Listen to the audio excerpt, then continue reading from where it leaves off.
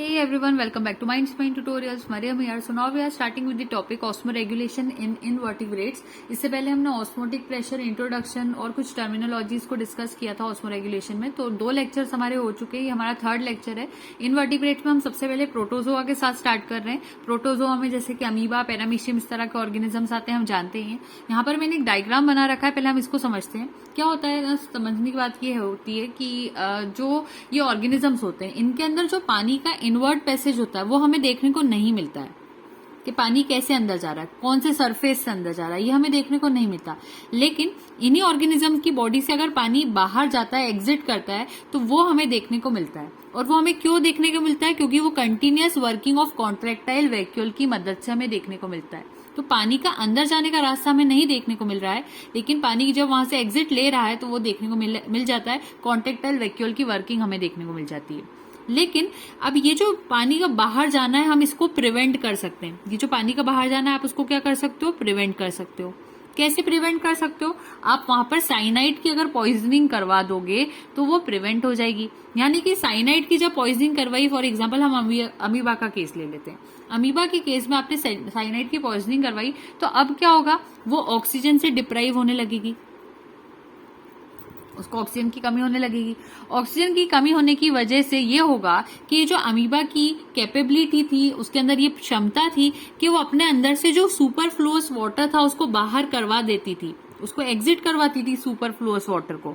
लेकिन अब ये अमीबा इस वाटर से गेट रिड नहीं हो पाएगी, वो उससे छुटकारा नहीं पा सकती. ठीक है, तो वो जो उसकी एबिलिटी थी सुपरफ्लुअस वाटर को बाहर भेजने की, अब वो बाहर पानी नहीं जा पाएगा. इसकी वजह से कंसिक्वेंटली क्या होगा? फॉर एग्जाम्पल ये अमीबा है, इसका पानी बाहर नहीं जा रहा, अंदर इकट्ठा होता जाएगा. समझ में आ रही बात? पानी इतना इकट्ठा हो जाएगा कि वो जो अमीबा होगी वो यहाँ पर क्या कर जाएगी? स्वेल कर जाएगी, उसमें स्वेलिंग आ जाएगी. और फाइनली वो फिर क्या हो जाएगी? इतनी स्वेलिंग आ जाएगी, पानी भरता जाएगा कि वो क्या हो जाएगी? डिसइंटीग्रेट हो जाएगी, यानी कि खत्म हो जाएगी, बर्स्ट हो जाएगी वो. तो समझ में आ रही बात? ये तो हमारा एक केस हुआ. ऑन दी अदर एंड एक और केस हो सकता है कि जो फ्रेश वाटर अमीबा होती है, समझना बात को, फ्रेश वाटर अमीबा.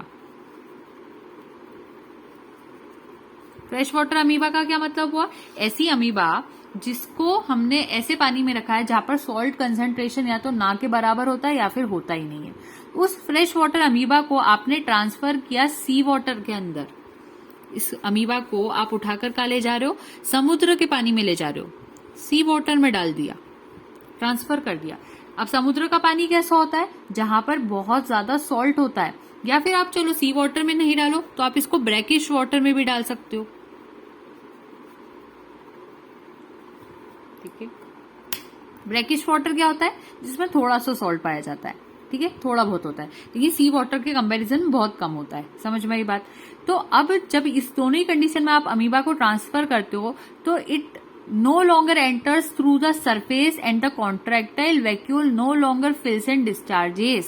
तो हमें ये देखने को मिलता है कि पहली कंडीशन में जो पानी हमें अंदर जाता हुआ दिखाई दे रहा था, थोड़ा बहुत भी कॉन्ट्रैक्टाइल वैक्यूल की मदद से कुछ देख पा रहे थे, वो अब यहाँ पर एक तो दिखाई भी नहीं देता है. वैसे तो यूं भी पानी नहीं दिखाई दे रहा था, लेकिन फिर भी अंदर तो पानी अब भरता भी नहीं. पहले तो भर जाता था, दिखाई तो नहीं देता था, लेकिन पानी अंदर जाता था, भर जाता था, फिल हो जाता था. लेकिन अब पानी नो फिल लिख देती हूं मैं, कोई पानी जाता ही नहीं है वो बॉडी के अंदर. जो आ रहा था यहाँ से जाता नहीं है, दिखाई तो पहले दे ही नहीं रहा था, लेकिन पानी अंदर जा रहा था. आपके केस में क्या हो रहा है कि पानी अंदर ही नहीं जा रहा, तो दिखाई तो वैसे भी नहीं दे रहा है, लेकिन जा भी नहीं रहा है, तो कोई फीलिंग तो नहीं हो रही. साथ में जो कॉन्ट्रैक्टाइल वैक्यूल वर्क कर रहा था वो भी अब नहीं हो रहा. नो कॉन्ट्रैक्टाइल वैक्यूल वर्किंग, ये दोनों चीजें होती है. और इसका मतलब अगर पानी भर नहीं रहा है तो फिर क्या डिस्चार्ज होगा? तो इसका मतलब तो यही होता है कि डिस्चार्ज भी नहीं होगा. यहाँ पर हो रहा था ना, पानी अंदर आ रहा था, कॉन्ट्रैक्टाइल वैक्यूल वर्क कर रहा था और पानी बाहर जा रहा था, ये नॉर्मल थी. लेकिन अब ये तीनों ही चीजें यहाँ पर नहीं हो रही. इंस्टेड होता क्या है, जो पूरा एनिमल है उसका सारा का सारा पानी और उसकी बॉडी से भी निकल जाता है और श्रिंक कर जाता है, क्योंकि आपने फ्रेश वाटर वाले अमीबा को उठाकर नमक वाले पानी में डाल दिया. उसको तो आदत नहीं है ऐसे पानी की, तो उल्टा. और अब क्या होगा, जो फ्रेश वाटर वाली अमीबा थी उसके अंदर थोड़ा पानी तो उसकी बॉडी में था, अंदर तो मान लो नहीं आ पा रहा है, तो जो उसकी बॉडी में थोड़ा सा भी पानी था ना वो भी यहां से निकल जाता है. वो इतनी बड़ी सी अमीबा इतनी छोटी सी हो जाती है, श्रिंक कर जाती है. फ्रेश वाटर अमीबा को सी वाटर में डाला, उसका केस कर रहे हैं. वो श्रिंक कर जाएगी, ठीक है। इंस्टेड पूरा एनिमल उसकी पूरा वाटर खो देगा, श्रिंक कर जाएगा सफिशिएंटली कंसंट्रेटेड सॉल्यूशन में, क्योंकि आपने उसको डाल दिया है। और most of the protozoans usually हमें ये देखने को मिलता है कि सी वाटर में ही रहते हैं और उनके अंदर कॉन्ट्रेक्टाइल वैक्यूल नहीं होता। तो फिर उनके पास होता क्या है, तो कुछ ऐसे मराइन अमीबा भी तो होते हैं जो कि उनके अंदर क्या होता है, उनके अंदर एक तरह का कंडीशन होती है कि वो उससे मतलब दूसरी कंडीशंस होती है उनके पास, जिससे कि वो उससे कहना चाहिए टॉलरेट कर पाए, अडेप्ट कर लेते हैं। तो ऐसी कंडीशंस होती है। तो ये प्रॉब्लम होगी। अब मान लो इसका उल्टा केस होता, तो उल्टा केस कैसे होता, कोई मराइन वाला ऑर्गेनिज्म होता, उस मराइन वाले ऑर्गेनिज्म को अब आप फ्रेश वाटर में डाल देते। अब उल्टा केस हो रहा है, आपने उसको फ्रेश वाटर में डाल दिया। अब इस केस में क्या होगा, तो इस केस में वो शायद से अगर उसका ऑर्गेनिज्म की बॉडी कुछ इस टाइप की कि नहीं उसको, तो श्रिंक की जगह अब यहाँ पर स्वेल कर जाएगा, वो चीज हो सकती है। ज्यादातर तो यही होता है, ठीक है, ये समझ में आता है। तो most of the parasitic protozoans जैसे कि आप देख सकते हो मोनोसिस्टिस हो गया, प्लाज्मोडियम हो गया, इनकी बात मैं करूं तो इनके अंदर एक इंटरनल ऑस्मोटिक कंसंट्रेशन की पावर होती है, जो कि कहना चाहिए बहुत मतलब इक्विलिब्रियम में रहती है। वो अपने आप को मेंटेन करना जानते हैं, और वो अपने आप को इस तरह से मेंटेन करते हैं कि क्योंकि क्या होता है, ये तो ज्यादातर पैरासाइट्स होते हैं। अब पैरासाइट्स की कंडीशन कैसी होगी, वो तो किसी ऑर्गेनिज्म की बॉडी में रह रहे हैं। तो मान लो कि इनको ऐसी कंडीशन आ गई कि इनकी बॉडी में पानी की जरूरत है, इनको ढूंढना है, पानी चाहिए, तो ये अपने होस्ट की बॉडी में से पानी छीन लेते हैं, उसकी बॉडी में से पानी छीन लेंगे और अपने काम को पूरा कर लेंगे। उसके टिश्यूज में से निकाल लेंगे पानी, उसके सेल फ्लूइड से निकाल लेंगे, उसको भले ही कुछ भी हो जाए उसके होस्ट को, लेकिन इनको कुछ नहीं होना चाहिए। तो ऐसी कंडीशंस देखने को मिलती। तो ये प्रोटोजोआ के मैंने आपको सारे केसेस लगभग अभी कंप्लीटली बता दिए। तो प्रोटोजोआ होप थोड़ा क्लियर हो गया होगा। अब हम सीलेंट ट्रेट्स की बात करते हैं। तो सीलेंट ट्रेट्स में क्या होता है, अभी आप खुद सोचना, मेरे साथ साथ पढ़ा रहे हैं हम इसको, एक मिनट, ठीक है। तो अब सीलेंट ट्रेट्स की हम बात कर रहे थे। सीलेंट ट्रेट्स के केस में ये होता है कि ये देखने को मिलता है कि ये दोनों ही हैबिटेट्स में रहते हैं। पहले तो आपको ये पता होना चाहिए, चाहे मराइन वाटर हो, फ्रेश वाटर हो, ये दोनों ही केसेस में हमें देखने को मिलते हैं। तो पहली चीज तो यही हो जाती है कि ये फ्रेश वाटर में भी देखने को मिल रहा है, फ्रेश वाटर में भी और मराइन वाटर में भी है, ठीक है। दूसरा केस क्या होता है यहाँ पर कि इनके अंदर इंटरनल ऑस्मोटिक कंसंट्रेशन को मेंटेन करने की भी क्षमता होती है। अगली चीज होती है जो मराइन फॉर्म्स होते हैं इसके, वो कौन कौन हो सकते हैं वो बात करते हैं। तो मराइन फॉर्म्स में आ जाता है ओबेलिया, जेलीफिशेस, सी एनिमोन्स, एक सेकेंड,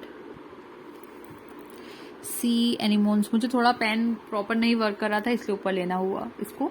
सी एनिमोन्स आ जाते हैं। ऐसा माना जाता है ये सभी सी वाटर में रहते हैं और अप्रोक्सीमेटली इन सभी में आइसोटोनिक चीज देखने को मिलती है सी के साथ। ये सभी के अंदर सॉल्यूशन इनकी बॉडी का जो रहता है वही सी जैसा भी होता है, तो पानी इधर उधर जाता ही नहीं है। जैसे मैंने आपको पढ़ाया था ना आइसोटोनिक क्या होता है, तो इन सभी में आप समझना कि आइसोटोनिक जैसे रहते हैं ये सी वाटर के साथ। इनके अंदर का जो सोल्यूशन है और सी वाटर का जो सोल्यूशन है उसका कंसंट्रेशन सेम होता है, तो कोई मूवमेंट ऑफ वाटर का होता ही नहीं है वहां पर। तो ये आइसोटोनिक वाली चीज हो जाती है। और ऑल्दो थोड़ा बहुत डिफरेंस आ भी जाता है ना अगर मान लो, तो वो थोड़ा बहुत आयंस के फॉर्म में आ जाता है। तो it is not well known कि किस तरह से फ्रेश वाटर सीलेंट ट्रेट्स जैसे कि हाइड्रा हो जाती है वो कैसे मैनेज करती है ऑस्मोटिक कंसंट्रेशन को, ये इतना हमारे पास अभी नॉलेज नहीं हो पाया है। और ज्यादातर ऐसा देखने को मिलता है कि हाइड्रा का जो ऑस्मोटिक कंसंट्रेशन होता है, मैं फ्रेश वाटर की हाइड्रा की बात कर रही हूँ, ऐसा माना जाता है कि इसका जो ऑस्मोटिक कंसंट्रेशन होता है ना वो स्लाइटली हायर होता है देन दी इन्वायरमेंट। मान लो कि इन्वायरमेंट का कंसंट्रेशन है फॉर एग्जांपल 50% का, नहीं 50 नहीं कर लेते हैं, 30% कर देते हैं, 30। तो हाइड्रा की जो बॉडी है उसका कंसंट्रेशन हो जाएगा कितना ले ले हम इसको, 70 ले लेते हैं क्योंकि बचा हुआ तो 70 हो रहा है, 80 90 100 70 मान लेते हैं। तो इसका थोड़ा सा हायर रहता है कंसंट्रेशन ऑस्मोटिक। तो ये चीज देखने को मिलती है। येट हम कह सकते हैं कि कोई obvious means of eliminating of water इसके अंदर देखने को नहीं मिलता। किस तरह से पानी को, एक्स्ट्रा पानी को कैसे एलिमिनेट करे वो इसको इतना खास आता नहीं है। तो ये हमें सजेस्ट करता है कि जो परमेबिलिटी होती है सेल मेम्ब्रेन की वाटर को लेकर वो बहुत कम होती है in spite of its delicate appearances. ये आपको समझ में आना चाहिए। तो सीलेंट ट्रेट्स में इतना मतलब सफिशिएंट था पोर्शन।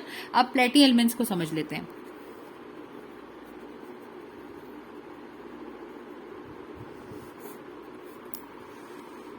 प्लेटी एलिमेंट्स, इसमें क्या होता है, प्लेटी एनिमल्स जो होते हैं जनरली इनके अंदर एक सिस्टम होता है जिसको हम कहते हैं फ्लेम सेल्स।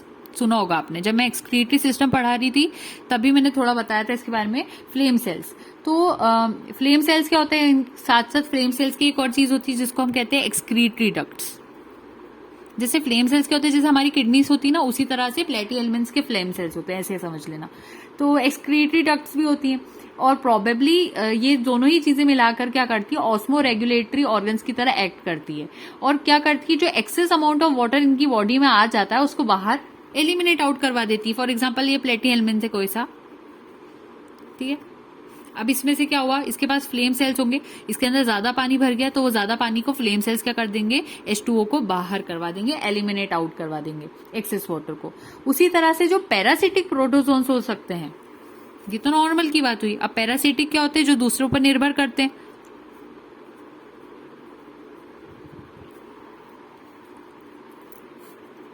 अगर अब मैं इसकी बात करूं तो पैरासिटिक जो प्लेटी एलिमेंट्स होते हैं प्रोबेबली ये थोड़े से डिफरेंट होते हैं, क्योंकि इनकी आदत ऐसी होती है क्योंकि दूसरे की बॉडी में रह रहे हैं, इनका हैबिटेट ऐसा होता है किसी ऑर्गेनिज्म की बॉडी हो जाती है, तो ऑस्मोटिक पोटेंशियल भी इनका थोड़ा सा डिफरेंट हो सकता है। और ये अपने आप को प्रोटेक्ट करने के लिए, क्योंकि देखो और किसी और ऑर्गेनिज्म के अगर बॉडी में रह रहे हैं तो उसकी बॉडी में ऐसे जूसेस होंगे, HCl होगा, जिससे ये डिस्ट्रॉय हो जाएंगे। तो इनकी बॉडी के आसपास क्या होता है, एक थिक क्यूटिकल होता है, कवरिंग होती है, जो इनको क्या करती है, प्रोटेक्ट करे हुए रहती है।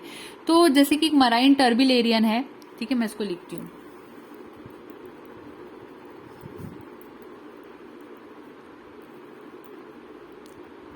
बी के बाद ई लगा लेना।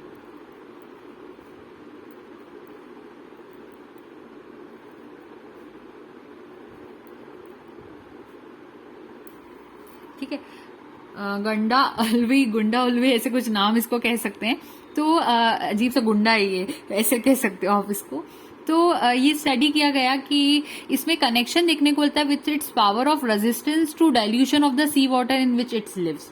यानी कि सी वाटर में जब इसको डाल दिया जाता है तो सी वाटर से अगर ये दूसरी जगह पर भी जाएगा ना, तो ये इसके अंदर की कंसंट्रेशन को बिल्कुल चेंज नहीं हो सकता। इसके पास ये क्षमता होती है कि उसको रोक पाए। इसके अंदर ये डाइल्यूशन की पावर, इसके पास ऐसी पावर होती है कि जो डाइल्यूशन होता है सी वाटर का, कि नमक का पानी जितना चाहिए उतना ही इसके अंदर रहे, उस डाइल्यूशन को ये रोक ले, उसको आप डाइल्यूट ना कर पाओ, ऐसी इसके पास क्षमता होती है। सो ये शो करता है कि ये विथ हर तरह की कंडीशन को विथ स्टैंड कर लेता है। इमर्शन इन फ्रेश वाटर को भी कर लेता है, क्योंकि थोड़ी देर के लिए आप उसको उसमें रखोगे तो जो कैल्शियम आयंस होंगे उसके अंदर पाए जाएंगे, उसके बेसिस पर ही अपने आप को एडजस्ट कर लेगा। और क्या करता है, ये अपने आप को थोड़ा सा स्वेल कर लेता है, और इतना स्वेल कर लेता है कि जो इसके एंडोडर्मल सेल्स होते हैं ना, वो वैक्यूलेटेड हो जाते हैं वाटर के साथ, और थोड़ी देर के लिए वो पानी को अपने अंदर स्टोर कर लेते हैं। और जब नॉर्मल कंडीशंस आती है तो ये वापस अपने ओरिजिनल साइज में आ जाता है और वापस से सी वाटर में जल्दी से जल्दी कैसे भी करके पहुंच जाता है। तो ये अपने आप को कितने आसानी से एडेप्ट कर लेता है। तो मैं आपको ये केस लिखवा देती हूँ। वन मराइन टर्बिलेरियन गुंडा ओल्वी हैव बीन स्टडीड, या फिर लिख सकते हो हैज बीन, एक की बात कर लेते हैं, has been studied in connection with its power of resistance to dilution of the sea water in which it lives. It has been shown to withstand immersion in fresh water for some time if calcium ions are present. The animal swells to some extent and its endodermal cells become vacuolated with the water which it stores, but its normal condition is regained soon after the animal is returned to sea water. ये बात समझ में आई? ये प्लेटी elements की कहानी थी। अब हम बात करते हैं एनालीट्स की।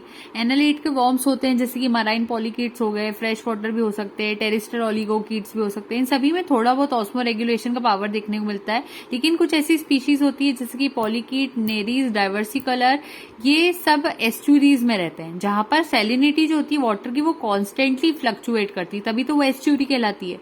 तो थोड़ा नमक कभी ज्यादा हो जाएगा, कभी कम हो जाएगा, वो चेंज हो सकता है। ठीक है, तो जो अर्थवॉर्म होते हैं वो तो रेस्ट्रिक्टेड हो जाते हैं इन हैबिटेट्स को लेकर, क्योंकि वहां पर मतलब ऐसी जगह पर रहना पसंद करते हैं ना अर्थवॉर्म्स की जहां पर इमीडिएट जैसे करना चाहिए, सराउंडिंग जो होती है वहां पर हाई ह्यूमिडिटी हो, जैसे जहां वो रह रहे हैं वहां थोड़ी सी नमी वाला एरिया हो, वहां पर रहना पसंद करते हैं अर्थवॉर्म। देखना बारिश के टाइम पे हमें ज्यादा अर्थवॉर्म देखने को मिलते हैं, यू नॉर्मली हमें नहीं मिलते, क्योंकि हाई ह्यूमिडिटी होती है ना, तब अर्थवॉर्म वहां पर रहना पसंद करते हैं। और इक्वली अच्छे से रह सकते हैं ये, अगर पानी के अंदर भी रख दोगे तो अर्थवॉर्म कहीं ना कहीं रह लेते, इतनी ज्यादा उनको प्रॉब्लम नहीं होती। तो वो ऐसी जगह, मतलब आप समझो कि ऐसी जगहों को अवॉइड करते हैं अर्थवॉर्म जो कि डेसिकेटिंग कंडीशंस पैदा करे। डेसिकेशन यानी सुखाना, जहां पर अर्थवॉर्म को लगता है ना कि उनकी बॉडी सूख जाएगी, वो ऐसे एरिया में कभी भी नहीं रहते। तो वो नमी वाले, ह्यूमिड वाले इन्वायरमेंट पे रहना पसंद करते हैं। और नॉर्मली जहाँ पर जो ऑस्मोटिक रिलेशन उनकी बॉडी का और इन्वायरमेंट का मैच कर जाता है, वो ऐसी जगहों को ढूंढते हैं। तो हम कह सकते हैं वो फ्रेश वाटर एनिमल की तरह ही रहना पसंद करेंगे ज्यादातर। और ये क्या करते हैं, इनके अंदर जो अर्थवॉर्म्स होते हैं, मैं अर्थवॉर्म का केस समझा रही हूँ, है ना, अर्थवॉर्म, इनके अंदर क्या एक चीज होती है जिसको कहते हैं नेफ्रीडिया। अगर टाइम मिला तो मैं बहुत जल्द अर्थवॉर्म की डिटेल्स की एक वीडियो बनाऊंगी, क्योंकि रहता है बीएससी में। तो अर्थवॉर्म में एक चीज होती है नेफ्रीडिया। तो नेफ्रीडिया क्या करता है, वो उसके अंदर यूरिन के टाइप से कुछ ऑस्मोटिक कंसंट्रेशन को यूरिन के फॉर्म में मेंटेन करवा देता है। उसका जो सीलोमिक फ्लूइड होता है वो यहाँ पर यूरिन की तरह प्रिंसिपली आप कह सकते हो डिराइव रहता है। सीलोमिक फ्लूइड और यूरिन कहीं ना कहीं कनेक्टेड जैसे ही दिखाई देते हैं, और इस तरह से वो अपने आप को एक्स्ट्रा वाटर से गेट रीड कर लेता है। इस नेफ्रीडिया से वो यूरिन को फॉर्म करके उसकी बॉडी में अगर एक्स्ट्रा वाटर आ जाता है ना, तो उसको एलिमिनेट आउट कर लेता है यूरिन के फॉर्म में। ये आपको समझ में आना चाहिए। और ये क्या होता है कि जैसे अगर एक्स्ट्रा वाटर आ भी जाता है तो वो कहाँ पे जाता है, उसकी टिश्यूज में, उसकी गट में, उसकी स्किन में, यहाँ चले जाता है। तो वहां से उसको आउट करने का काम यूरिन या फिर वो थोड़ा सीलोमिक फ्लूइड ही होता है एक तरह से, वही चीज रहती है। इस तरह से अर्थवॉर्म अपने आप को मेंटेन करते हैं। और बाकी की मैंने आपको क्या बात बताई कि जो एनालिड के वॉर्म्स होते हैं वो मराइन पॉलीकीट्स भी हो सकते हैं, फ्रेश वाटर वाले भी हो सकते हैं और टेरेस्ट्रियल भी हो सकते हैं। यानी ये लैंड पर भी रह सकते हैं, फ्रेश वाटर में भी रह सकते हैं और सॉल्टी वाटर यानी मराइन वाटर में भी रह सकते हैं। ठीक है। ऑस्मो रेगुलेशन एनालिड्स में बहुत कम देखने को मिलता है, सिर्फ थोड़ी बहुत स्पीशीज रहती है जिसमें ये थोड़ा बहुत देखने को मिलता है। वो कौन सी स्पीशीज होती है, पॉलीकीट्स होते हैं, नीरीज होता है,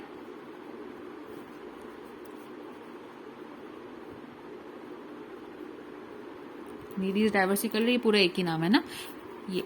ठीक है, ये होते हैं कलर, COLOR। ठीक है, पॉलीकीट, नीरीज डाइवर्सिकुलर और अर्थवॉर्म का केस मैंने आपको बताया। ये एनालिडा की कहानी यहाँ पर हमने समझ ली। तो एनालिड्स में इतना इंपॉर्टेंट था, जहाँ जहाँ एक एक ऑर्गेनिज्म को डिस्कस करते हुए हम लोग जा रहे हैं। एनालिड्स के बाद नेक्स्ट केस रहेगा आर्थ्रोपोडा का, जो कि मैं नेक्स्ट वीडियो में बताऊंगी आपको। So thank you so much and don't forget to like, share and subscribe. Happy learning.